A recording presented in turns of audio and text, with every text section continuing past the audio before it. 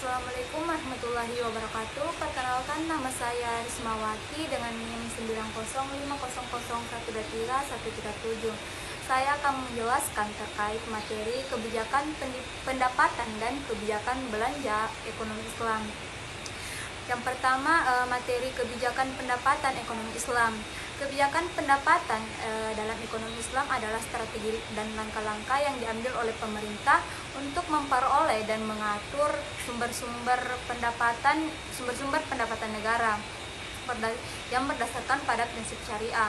Tujuan utamanya adalah untuk menciptakan keadilan sosial, kesejahteraan umat, serta menghindari ketimpangan ekonomi dan konsentrasi kekayaan pada kelompok tertentu. Materi yang kedua, pengeluaran pemerintah dan kebijakan belanja ekonomi Islam. Dalam kerangka syariah, pengeluaran pemerintah dapat diklasifikasikan menjadi beberapa jenis, antara lain itu yang pertama belanja wajib atau al-nafaqah al-wajibah, seperti pengeluaran untuk keamanan, pendidikan dasar, dan kesejahteraan fakir miskin. Kemudian yang kedua, belanja sosial atau al-nafaqah al-ijmaiyah. Ini untuk yatim, janda, dan masyarakat rentan lainnya. Yang ketiga ada belanja produktif atau al-nafaqah al-intajiyah. Jadi ini model usaha pengembangan pertanian dan industri kecil. Kemudian ada belanja investasi negara. Nah, ini dalam bentuk proyek jangka panjang dengan tujuan untuk meningkatkan kesejahteraan umum.